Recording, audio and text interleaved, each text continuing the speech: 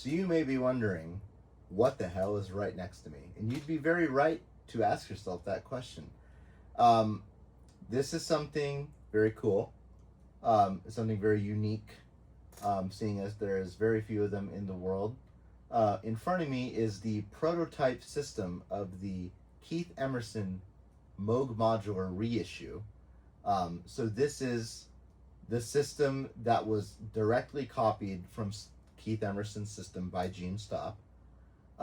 So he took Keith's modular apart, went point by point, switch by switch, resistor by resistor, board by board, wire by wire, and faithfully recreated it into this monstrosity, which they have made a few of, actually. It's a really cool system. It is a reissue system, so the build quality is not like the old stuff, but it's still really cool. So why is this right next to me? This is right next to me because I was asked by my good friend Marcus Ryle to give this thing a little touch-up before the NAMM show here in January 2026. It's about to be NAMM time, everyone's favorite time of the year, my least favorite time of the year. I don't go to the NAMM show, but every NAMM show, there's always like a NAMM emergency that I usually end up having to tend to. This was this year's. So essentially, since Gene died, it's been in storage in Orange County, and they wanted it for the Moog Foundation booth, I guess, for some performance. I don't know all the details, but essentially they went down, tried it out, and they're like, ooh, this thing does not work at all. It was really bad. Nobody wanted to work on it. All the people that were in their ether were kind of like, I'm good. You know, I'm not really in that ether, but I'm in Marcus's ether, and Marcus was like, you know what? I'm going to call Rob, and I appreciate that. I have a lot of respect for Marcus, and, you know, I'm quick to say yes to do him a favor. So he's just asked me to go through it, get it running as much as possible for the show, and I'm happy to say I actually got it pretty damn running. So I just want to show it to you real quick because, again, it's just a very unique Moog. I can't change a bunch right now because I don't want to ruin all the work I've already done and all the preset work I've already done. So I'm just going to show you some cool things about it. So let's start with the fact that it has presets. Sorry, actually I'm not going to start there. I'm going to start with something that doesn't make me have to move the camera, and that's just going to be showing you how it sounds. So I'm going to go to preset 1, which is just like your basic Tarkus. So it sounds cool, right?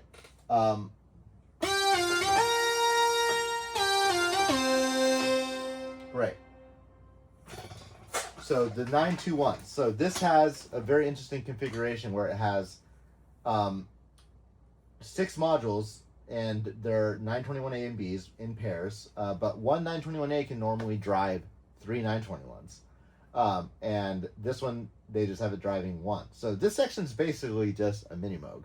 But what's interesting is that because of the way the presets work, they actually have the sawtooth and the rectangle wave or the square wave going into separate CP3 mixers, which can be pre-programmed. So that's how they basically do oscillator mixing through the programmer, which we'll get into later.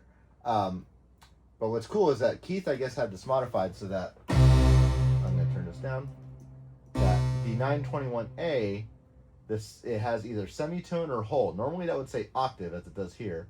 And when it's semitone, and this has also been changed from a pot to a switch. So the switch just takes it down a semitone.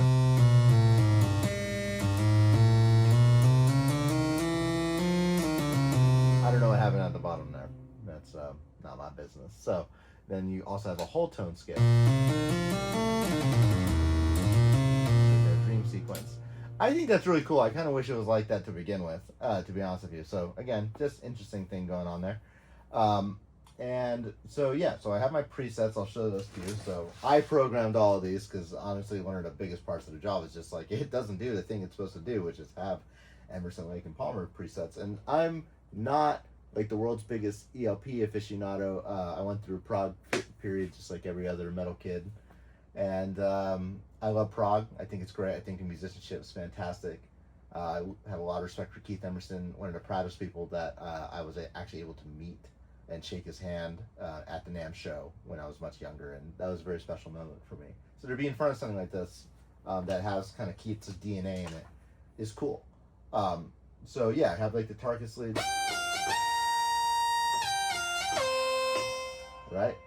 Did I screw anything up? No, I think we did. And then we have, this is Lucky Man.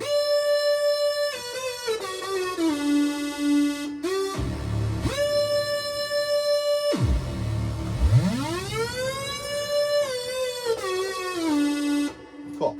So then we have the Aquatarchus, which is cool. Oh, you know what? I know what I screwed up. I have the two other oscillators turned down. I was like, why does this sound not as good as it did earlier? Anyway. Cool. And then we have Lucky Man.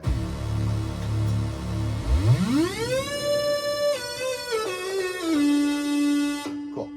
Aquatarchus.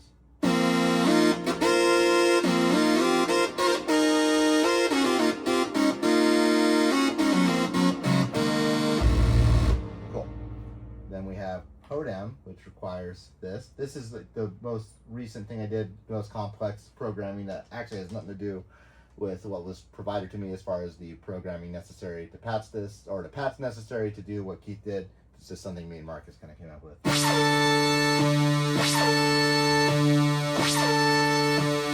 So that's Hodam, kind of honky. Could use a little work, but hey. And then it has a few tricks up its sleeve. So we have on the 961, or the first 960, I'm going to make sure this is still recording. It is. Anyway, so on the first 960, we have the ending of Carney Evil 9 in Presum 3. I spent exactly 2 minutes programming this. It's not perfect. Maybe 35%. Some of you in the comments might even say 0. That's fine. Point is, you got the cool button here, which does the same thing as this button, and it's going through all this, and this filter is then going through this 905 reverb, or it was. It's supposed to go through the 905 reverb as like the last gain stage has been modified with a second input, but I just have it going to the CP3 because there's actually no reverb tank in this, and I'm not going to install one. So once I hit this, you're going to get that. And there's also supposed to be an envelope that speeds it up very slowly, but we don't have that. We don't have that function because we don't have enough cables. And because this is going to the NAMM chip, I don't really want to put my Moog modular cables in this, to be honest. Because I don't even know if they're going to need this function. And your hammer works just as good.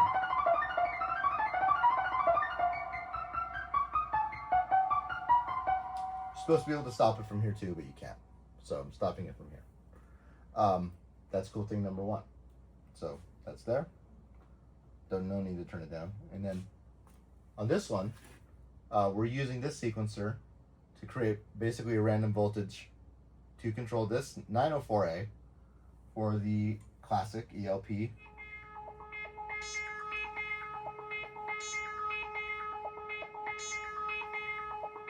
Carnival 9, Impressum 1 intro. So those are the tricks it's got up its sleeve. There is a sample hold module. It's hard to clock. I don't know how to clock it from what's in front of me. So now I'm going to take the camera off the tripod and show you guys how it looks in front of me. Okay, so here we are in front of the beast. As some of you may know, some of the modules in here have absolutely nothing in them.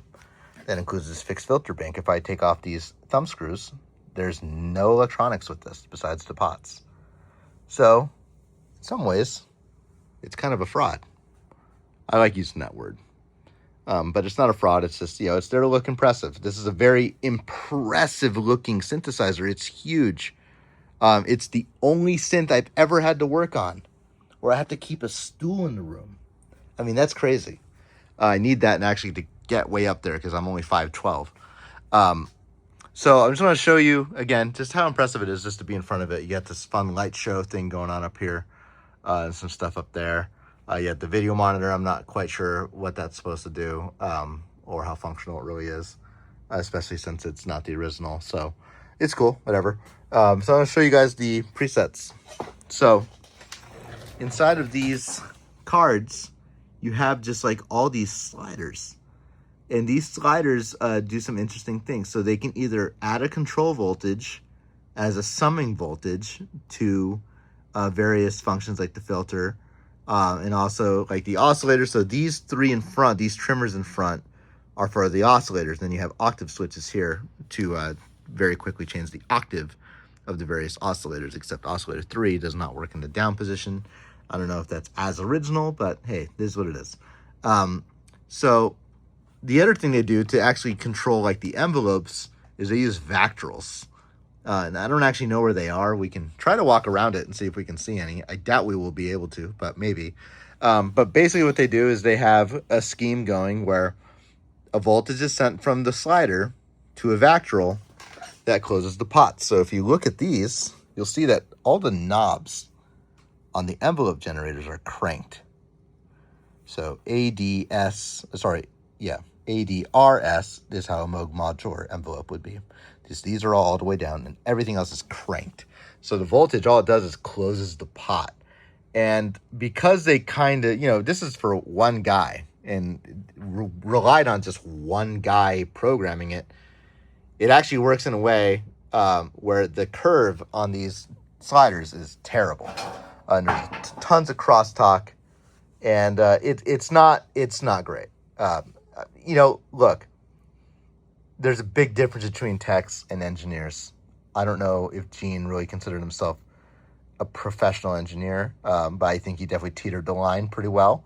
It's still very impressive. I don't want to take away from that. But the curve on these pots is like hysterical. Like you barely touch some of them and it'll sustain forever. But yeah, let's go around the back and see what we can see if there's anything interesting going on. So there's my reverb tank that I decided not to do anything with. Here's all the very nice wiring. And let's see if we can see anything with the envelopes. No, it's too not easy. But yeah, there's Vactrals that close those pots. But yeah, very cool system. So I don't know how interesting this video really is, because I'm not showing you like all the crazy amazing sounds you can do and all the cool things and all the Keith Emerson stories. It's really just like, look at this really impressive thing right next to me that I got to fix up for the Moog Foundation and for Marcus. And it is a really cool thing. Is it $150,000 cool when these were released?